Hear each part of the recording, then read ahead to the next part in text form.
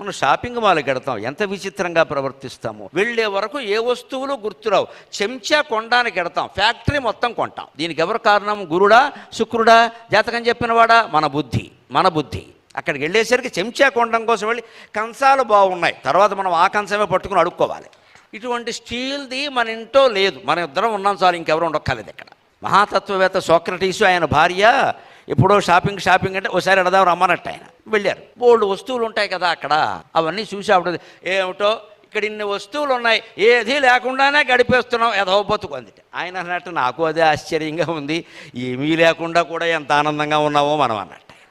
వస్తువుల్లో ఏం లేదండి, మన మనస్తత్వంలో ఉంది. అన్ని ఉన్నాయి, మన ఇంట్లో ఏం లేకుండా బతుకుతున్నాం అన్న భావన ఆవిడ క్యాన్సర్ వచ్చేలా చేస్తుంది, ఆందోళన పెరిగి. అన్ని ఉన్నా కూడా నాకేం అక్కర్ లేకుండా బతుకుతున్నాననే భావన ఈయన్ని 125 ఏళ్ళు బతికేలా చేస్తుంది. ఇప్పుడు అనారోగ్యాలకు కారణం ఆందోళన కదా, మన ఆశలు కదా, అవన్నీ మన ఇంట్లో ఉండాలా, అవసరం.